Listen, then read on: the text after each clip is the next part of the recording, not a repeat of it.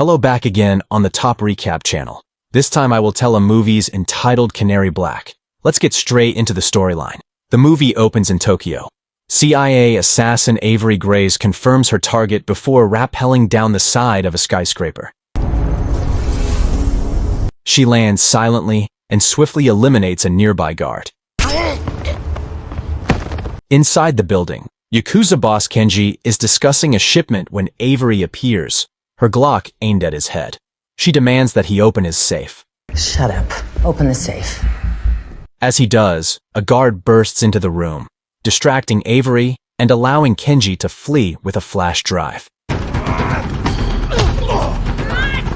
Avery kills the guard and pursues the injured Kenji, fighting off more security along the way.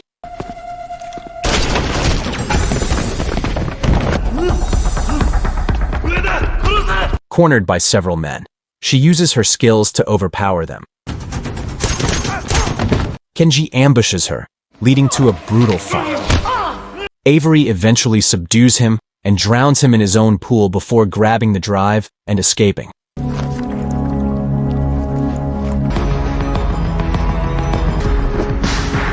She returns to Croatia, where she lives with her husband, David. The couple is celebrating their 30th wedding anniversary. As David cooks dinner, they exchange gifts, and Avery is delighted to receive a jacket she had always wanted. Big in Japan. I love them. They're my new favorite pant. David also suggests they adopt some puppies, but Avery isn't sure she's ready for pets. Instead of dining at home, Avery suggests they go out to dinner. On the walk to the restaurant, David invites her to join him on a business trip overseas. Excited, Avery agrees. It's been a while since they traveled together. The next morning, at the CIA office, Avery meets with her boss and longtime friend, Jarvis. She gives him a watch as a souvenir from her mission. In a private meeting, they examine the contents of Kenji's drive, which reveals front businesses used to smuggle weapons. They also uncover intel on a top assassin codenamed Key, who botched a job for the Russian mafia in Tokyo and killed 2 undercover agents. They plan to dig deeper and identify him. Later, Avery returns home, avoiding her overly talkative neighbors. We have plans. But something is wrong. The house is trashed, and David's broken glasses lie on the floor. As she frantically searches for him, a phone on the table rings. A distorted voice on the line knows who she is. He provides a detainee number for a CIA black site prisoner who has hidden a file named Canary Black in a fake tooth. The voice orders Avery to steal the file if she ever wants to see David again. When Avery demands proof, she hears David screaming in the background. The voice instructs her to deliver the Canary Black file to a payphone in her alley by midnight. If she fails or involves the agency, David will die. Avery threatens to kill him if he hurts David, but the man reminds her of the deal and hangs up. She immediately calls a hacker named Serena for an off-the-record favor. You're a hacker. Don't pretend just because you got a real job, you suddenly have morals. Serena hesitates, but Avery threatens to expose her recent hack into Russian systems.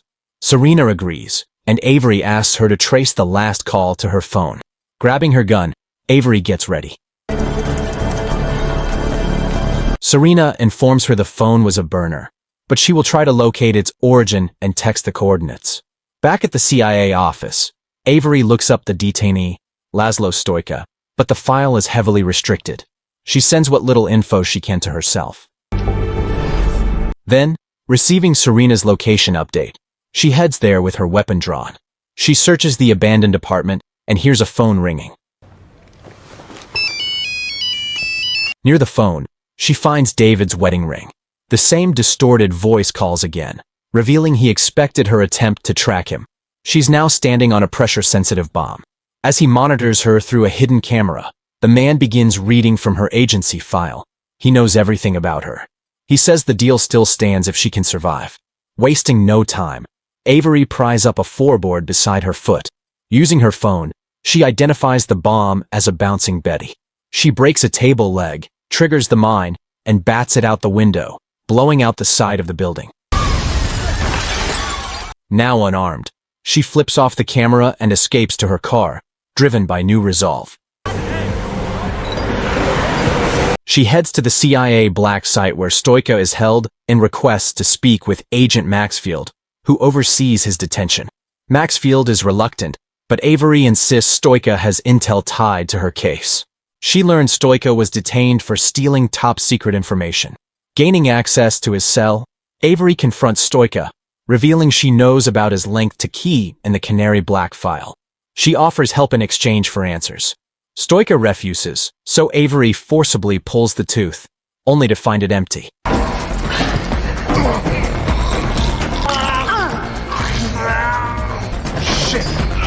She then subdues Maxfield and flees.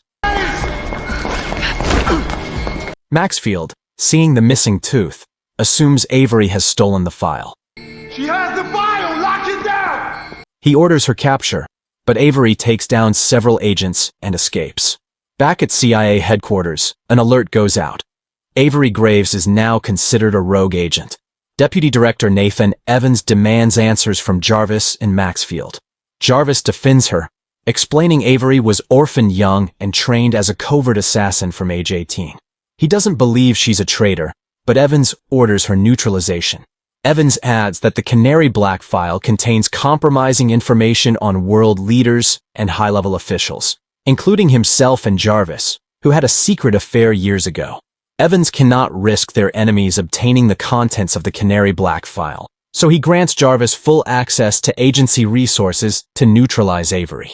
Later, Jarvis and Maxfield review footage from Avery's recent actions. Maxfield believes Avery has been manipulating Jarvis from the start. Determined to find her, they decide to bring in David for questioning, unaware of the full truth. They trace David's recent activity and discover that his credit card was used to withdraw money and purchase a flight to Rome under the name Miss Olga Morov, one of Avery's known aliases. Just then, Jarvis receives a call from his home phone, but it's actually Avery. She tells him David is being held for ransom in exchange for the Canary Black file, but she doesn't have it. She urges Jarvis to believe she's not a traitor and asks him to visit her home to see the scene for himself. To maintain cover, Jarvis pretends he's speaking to his wife. Go to my house. See for yourself. Yeah. He then leads a CIA team to Avery's house, but the home is spotless, completely cleaned up.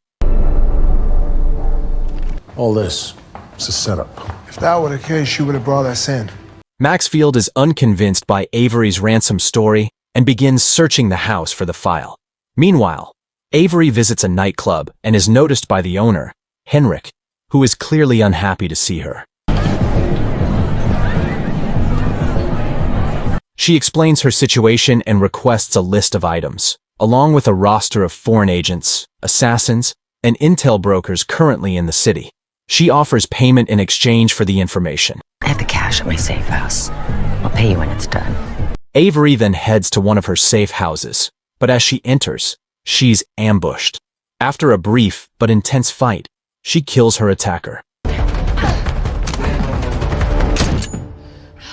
Retrieving a suitcase from the kitchen, she is shocked to find it empty.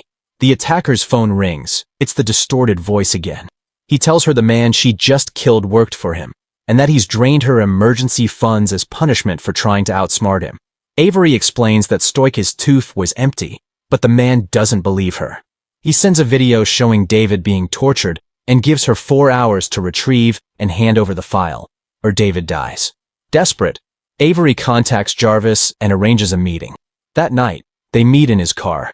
She pleads her case, insisting she's innocent. Jarvis explains the contents of the Canary Black file. It contains blackmail material on high-level officials, himself included. He warns Avery that she'll never get the chance to trade the file. Suddenly, the car is surrounded by CIA agents. Realizing Jarvis has betrayed her, Avery is arrested by Maxfield's team. They place her in a convoy to transport her, but the convoy is ambushed by 2 other vehicles. The attackers plant bombs on the CIA cars and detonate them, sparking a high-speed gunfight. Seeing an opportunity, Avery attacks her captors, triggering a massive crash involving all vehicles, Jarvis included. She breaks free, grabs a rifle, and eliminates the attackers.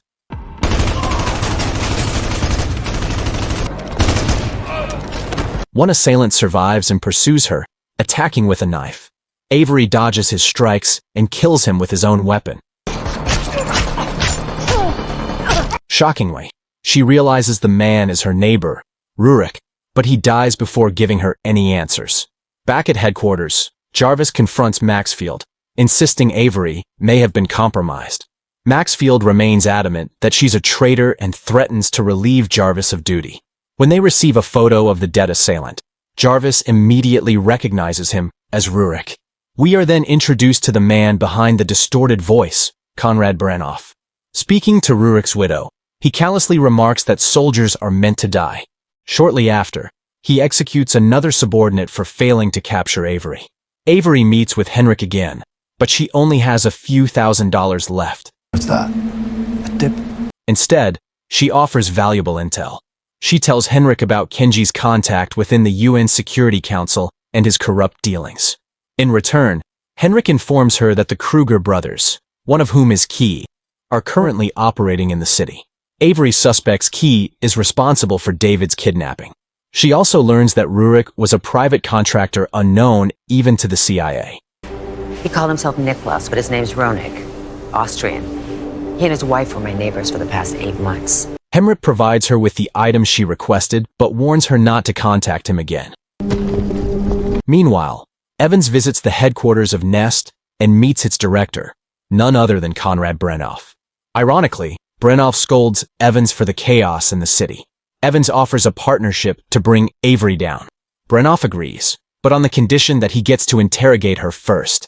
Later, Avery books a hotel room under an alias. That night, she slips out the window, scales the building, and enters a different room, Evans's room. Inside, she finds a photo of David and a message instructing her to deliver the file by midnight.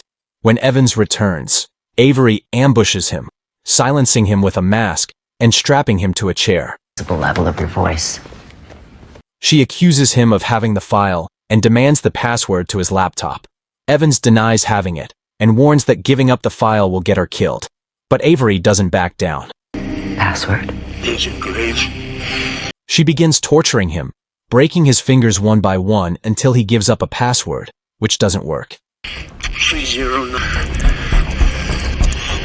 When he resists again, she straps a remote detonated bomb around his neck. Under pressure, Evans finally gives her the correct password, but it can only be accessed through a CIA-secured server. Avery then calls Serena, asking her to locate the nearest CIA server.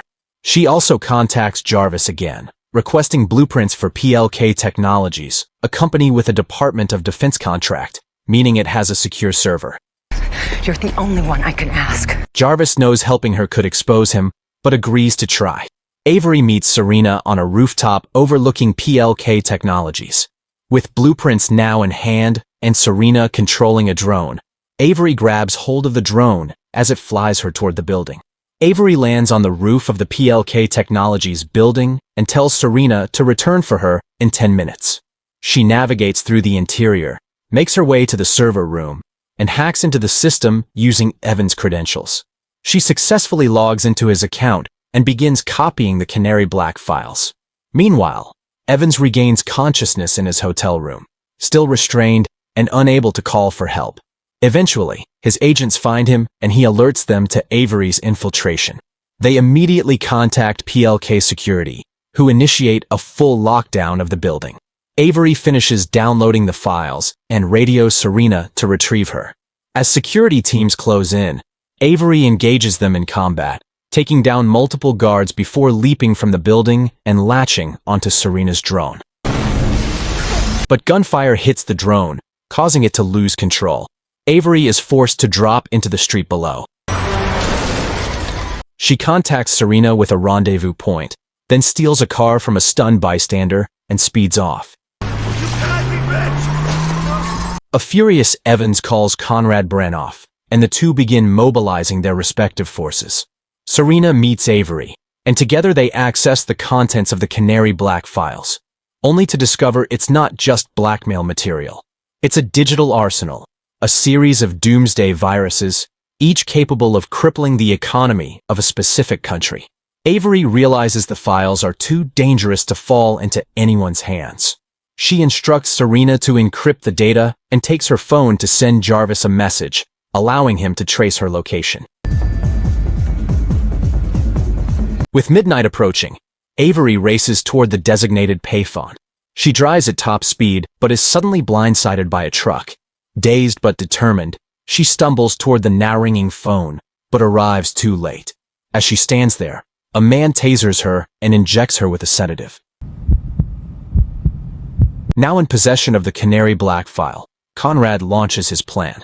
Wearing a mask, he hijacks the live stream of the Global Unification Summit in New York. He announces to world leaders that he has the virus and threatens to unleash it unless each country pays him 1% of their GDP. To prove he's serious, Conrad targets Singapore, plunging the entire nation into darkness. He then orders his men to prepare to steal $1 trillion. Back at CIA headquarters, Evans privately tells Maxfield the truth.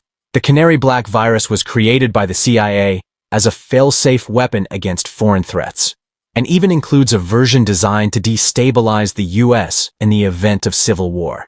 It's so classified that not even the president knows about it. Now, they must track the hacker threatening to unleash it. Jarvis, tracking Avery's phone, locates a hideout. Posing as a drunk, he infiltrates the compound, taking down several guards.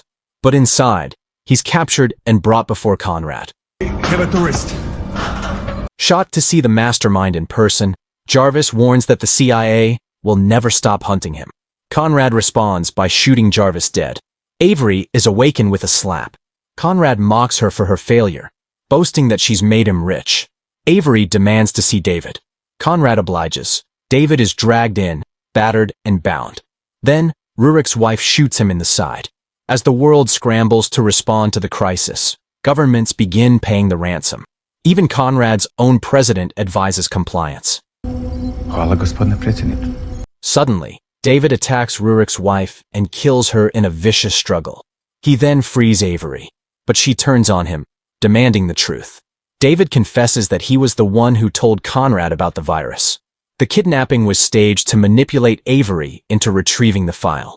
David reveals he is actually Callie, the assassin who botched a mission in Tokyo. After his identity was compromised, he made a deal with Conrad to survive, offering knowledge of Canary Black. When Conrad couldn't find it, he threatened Avery's life, so David proposed using her to get it. Heartbroken, Avery accuses him of faking everything. But David insists their marriage was real, and he was trying to protect them both. Avery tells him to cut Conrad's internet access while she handles the rest. Time is running out. Most countries have paid the ransom or are preparing to. The US is being blamed for creating the virus.